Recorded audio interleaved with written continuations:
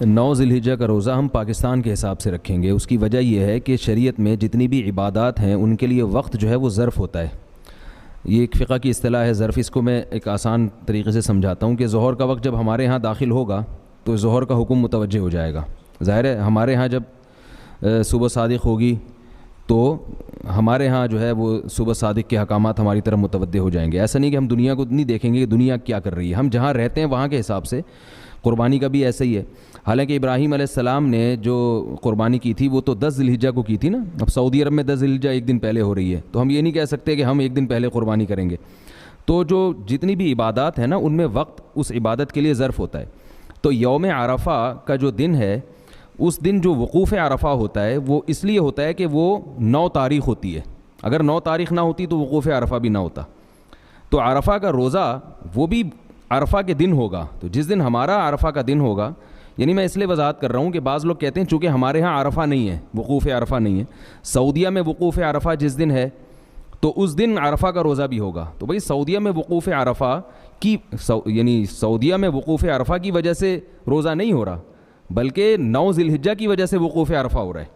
تو ہمارے ہاں بھی 9 ذی الحجہ کی وجہ سے روزہ ہوگا، نہ کہ عرفہ کی وجہ سے ہوگا، کیونکہ عرفہ خود کسی اور وجہ سے ہو رہا ہے۔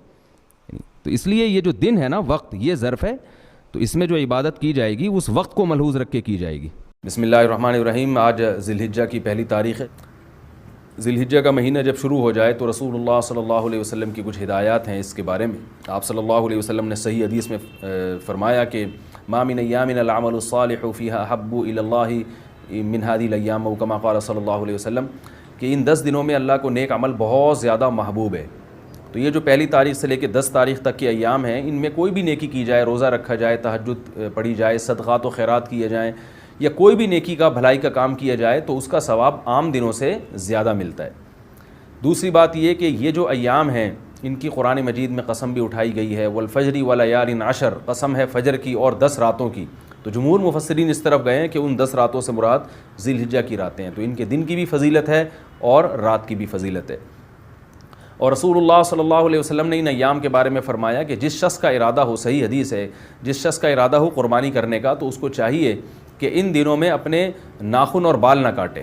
تو بہتر ہے، مستحب ہے، کوئی فرض واجب نہیں ہے، لیکن افضل یہ ہے کہ جس نے قربانی کرنی ہو تو وہ پہلی تاریخ سے لے کر جب تک قربانی نہ کر لے وہ اپنے بال اور ناخن نہ کاٹے، افضل ہے یہ۔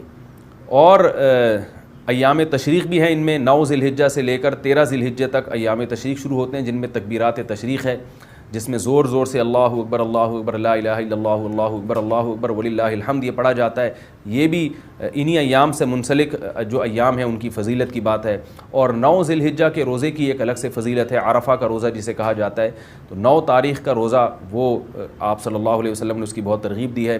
تو یہ چند احکام تھے جو ان 10 دنوں سے متعلق تھے۔ اللہ تعالیٰ سے دعا ہے کہ ہمیں ان ایام کی جو فضیلت ہے ان کو حاصل کرنے کی اللہ تعالیٰ ہمیں توفیق عطا فرمائے۔ وما علینا الا البلاغ۔